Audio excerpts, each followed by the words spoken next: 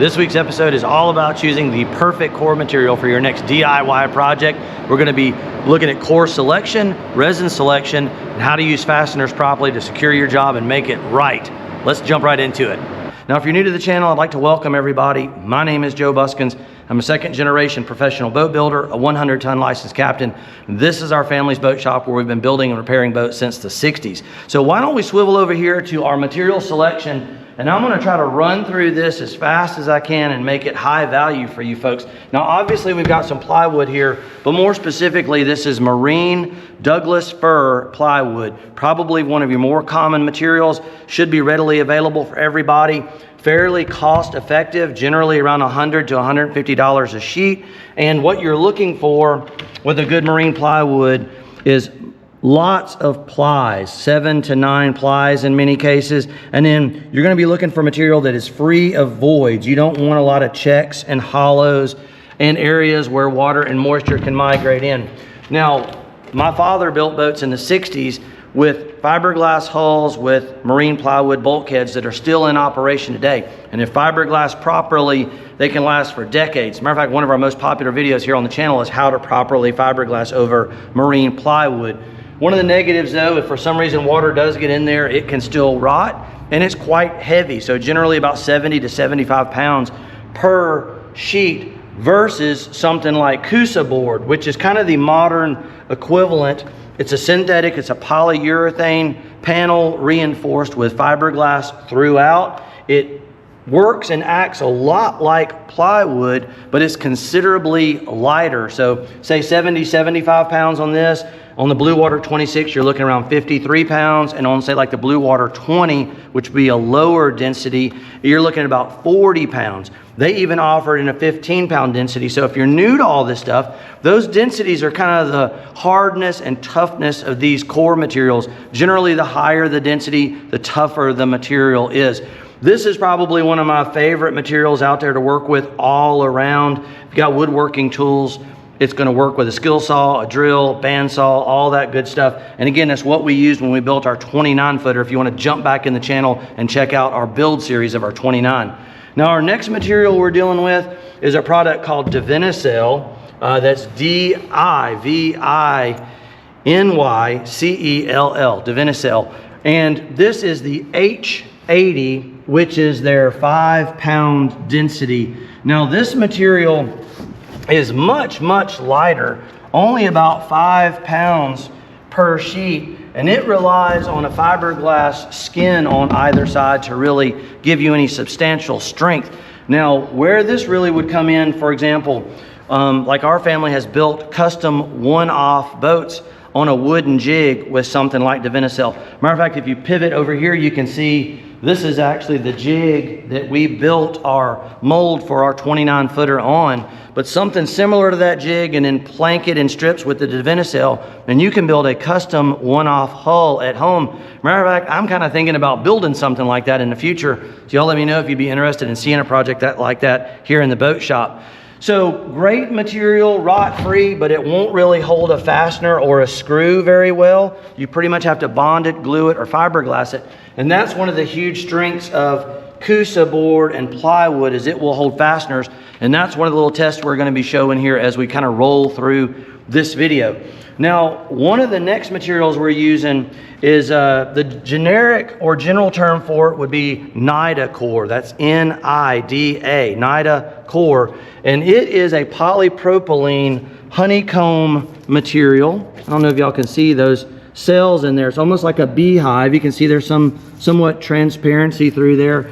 This weighs about 7 or 8 pounds per panel, if I'm not mistaken, or between 8 and 10 pounds, if I'm not mistaken. A little heavier than the Divinycell for the same thickness. And it's got a non-woven fabric material on either side of it. And you can actually resin coat that and laminate. But this stuff doesn't have much strength. Remember, you can see how much flexibility and movement it has. It also doesn't have any ability to hold a fastener or a screw. Matter of fact, I ran a screw through one of the cells, and you can see you can actually just twist it right in with your hand. It goes through a hollow chamber, and will pull right out. So zero or next to zero screw holding ability, although if it's fiberglass on either side, you can conceivably screw it down, but I wouldn't recommend it. And it's very weak on like compression strength compared to the other core materials.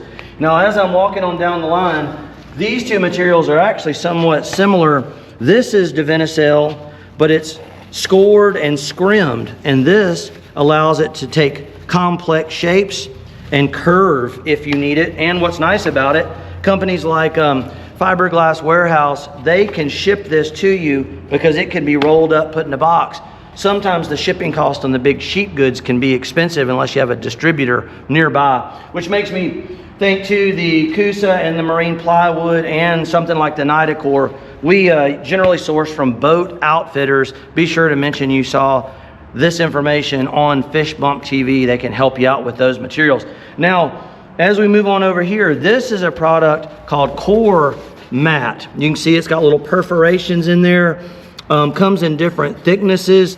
This a lot of times is a bulker or a print through inhibitor. So it's real common to use this on boat hulls after the skin coat, or if you just want to add thickness to a panel. And obviously you can work with this without even power tools. Scissors will cut it, and it's a good way to add some thickness or bulk, although it's pretty much something that boat builders would use rather than the DIYers, in my opinion.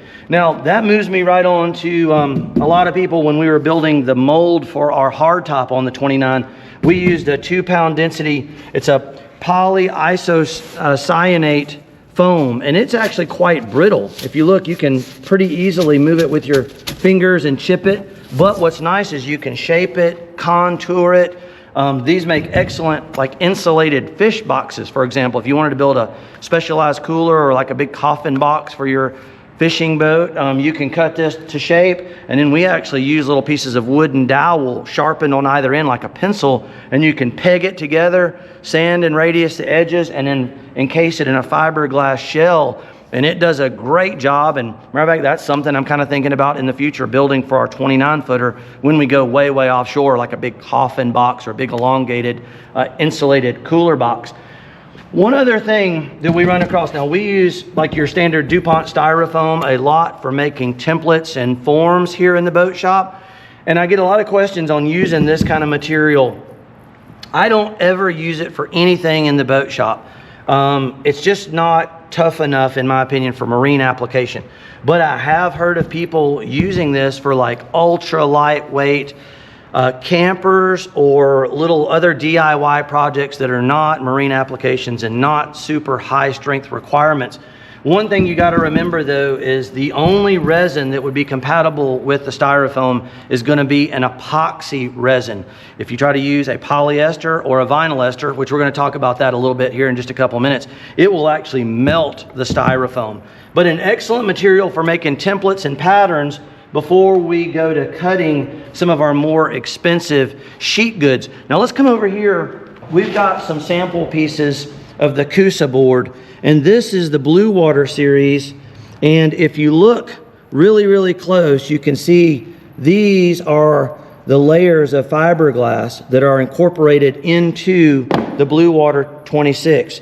The Nautical series, if you'll look, it has glass fibers in it, but it doesn't have the heavy fabric like the Bluewater does. So that's something to keep in mind if you're in a weight critical situation. If you're trying to build something very lightweight, but you still want something that's quite strong and you can use fasteners to hold it together, the lighter weight Coosa, maybe the 15-pound density, might be best for that. Although, in my opinion, and what I keep here in the shop and the vast majority of the projects I work on are going to be the Bluewater 26 with the reinforced glass. Now, a lot of people have questions, a lot of debate on how well these cores will hold a screw or a fastener. And I've actually made some little demonstration pieces, folks. That's a group 31, so that is a substantial deep cycle battery.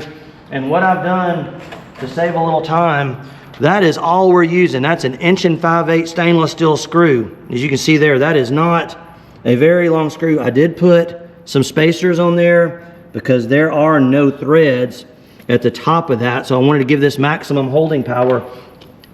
But I just wanted to show you folks at home the holding power of the Coosa in a screw. A lot of people are like, man, I don't trust this stuff. I'm even giving that some bounce. I don't know if y'all can see that, but there we go. I broke the zip tie and did not pull the screw. So pretty impressive. Now that is through the layers going into the panel, which is how we would screw it like when we're doing the floor in our project boat. We're going to be able to glue this down to the stringers and screw it into the top of the stringers, which gives you an incredibly strong build. That's what we did, again, when we built our 29-footer, and we've put over 9,500 miles in offshore conditions on that boat with no stress cracks, no problem. Now here is another piece, and we went just into the end, which this is not going to be as strong. You're just going straight into the polyurethane core rather than the reinforced glass, and a little bit smaller battery there, but you can see no problem with that holding a fastener. It's quite strong and quite resilient. So the only thing that I would recommend, and that Coosa actually recommends, is you tighten up on your fastener. So say if you're using plywood, you might spread your fasteners out like 12 inches on centers. When I was putting our 29 together, probably 5 to 6 inches center to center, and we typically run a little pilot hole, drill a small hole, something about the size of the shaft of the screw before we run the fastener in. Now, for comparison's sake, if you were to take some of the Divinycell that we talked about earlier, this was some sample pieces I had. This is 1/2 inch, but I put 2 pieces together, ran a wood screw through there, and just to show the difference, if we were to grab it, you can see that I can pull that out with pretty minimal effort. So the Divinycell is awesome in certain applications, but it's typically meant to be fiberglass to give it a lot of strength, whereas like the marine plywood and the Coosa has a lot of strength in itself. As a matter of fact, we're going to do a comparison here in a second with the deflection rate of the same. If we put the same amount of weight on each of these panels, see how much they move. Now, one other example, if you're interested in Divinycell, again, if you're building a lightweight boat or you had a lightweight panel, the Divinycell relies on a layer of fiberglass on either side to really give it some strength. So still quite light, but because we put some fiberglass on there, you can see even if I were to jump up and down full weight, very little deflection, very little problems. Same exact material without that little bit of fiberglass, and it is essentially, well, it's essentially just easy to break. It's not a lot of strength there. So bear that in mind with these different core materials. And Coosa board can be the same way. When you laminate on either side of it, you're going to add substantial strength.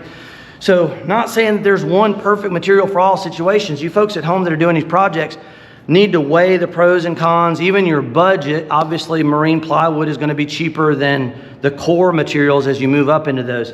Now, another thing I wanted to do, and I know I'm moving around a lot, but I want to try to give y'all as much information as possible. We're going to be talking a little bit about resin selection in a moment, but I wanted to come over here and I'm going to measure the height. We're at about 3 3/4 of an inch on the center from the ground. And I want to put heavy duty battery. And you can see there is some flex and movement to the Coosa, but that is all right. I have found that Coosa will work with the boat and flex and move and then come back.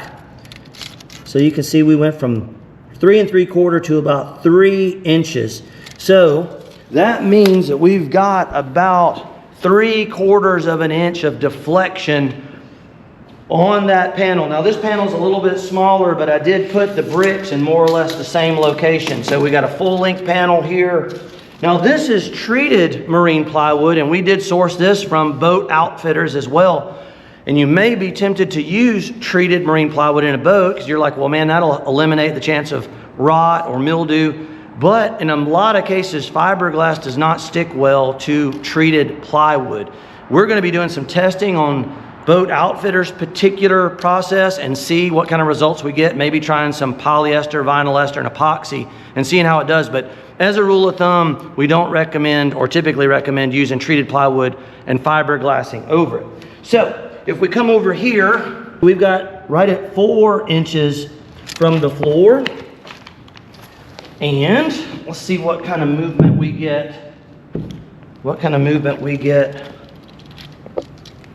And now we're at about 3 3/4, so only about 1/4 of an inch deflection on the plywood. So plywood is quite stiff, and there's a lot of times when that can be really, really good, but there's other times when you need some flex or some curve or some shape. And overall, in my opinion, the Coosa is kind of the way to go when it comes to the best of both worlds. Now, when it comes to resin selection, I did want to talk about that a little bit. You could use any of these resins. The only variation would be if you were trying to use something like the Styrofoam, you would have to go like with an epoxy. Now this is sourced from FIBERGLASS. And epoxy will also work with all of your other cores. It'll work with your Divinycell, your Nida core, your Coosa. ISO polyester is probably going to be your most cost effective. This is from Fiberglass Warehouse. Don't forget, they've got an excellent FISHBUMPTV discount code that'll save you some considerable money. And actually, when we built our 29-footer, the hull in its entirety and all the glasswork we did was with the ISO polyester. That's an isophthalic. Tooling typically means it can be used for building molds and forms, which means it's a very low shrink resin, which is what you want, preferably. You don't want resin that shrinks a lot because that can move or change the shape of your part. You don't want that. Now, again, if you've been following the channel, you know that my favorite by far is the vinyl ester laminating resin, again from Fiberglass Warehouse. Vinyl ester, in my opinion, is kind of like, if you want like entry-level beginner, would be the polyester. Vinyl ester will do almost everything epoxies will, but it is compatible with Gelcoat, which these two are compatible with Gelcoat. Typically, we don't use Gelcoat over epoxy. Vinyl ester is going to be really good at blocking moisture and water. It's also going to bond very tenaciously to older boats that you're trying to refit, like if you're glassing in stringers, which circles me back. If you're new to the channel, feel free to check out our project boat series. And that's kind of one of the reasons I decided to do this video today, is we are getting ready to install some panels coming up here pretty soon. Currently waiting on a fuel tank to come in, so I thought it'd be kind of cool to do this. But many people are confused about, why should I use Coosa? My budget only allows me to use plywood. Is it worth it to spend the extra money? Is Nida core an option? Do I want to go with something like Divinycell? And I know it can kind of make your head swim, and if you're not used to this, it can kind of make you wonder. But in my opinion, what I use in my personal projects, the Coosa board is really hard to beat. I generally like the Bluewater 26. That's going to give you the extra glass reinforcements. But if weight is really, really a factor, you can go with the Nautical 20 or 15 or 20. You can save a little weight, a little strength there. And then the vinyl ester resin, specifically from Fiberglass Warehouse. Sometimes people think all resin is the same, and it is not. There are different calibrations and compositions, and they don't all act the same and behave the same. And I've been super pleased with the product from Fiberglass Warehouse. So that is kind of the general overview of things. I hope that was helpful for you folks. And if you've been following the channel, again, we're going to be jumping back into our project boat very soon. I would love to hear what everyone at home is working on. Check out all the comments. Feel free to check out our Amazon store below our videos links. If you need help with your own personal project, Patreon is the way to do that. You can actually reach out to me through Patreon, send me some pictures. I can help you with your project. And don't forget, Fiberglass Warehouse, use your FISHBUMPTV discount code to save some money. So it's Captain Joe here, Island Marine Charters, FISHBUMPTV. My son Logan working hard behind the scenes is my amazing cameraman, and we'll catch you in the next episode.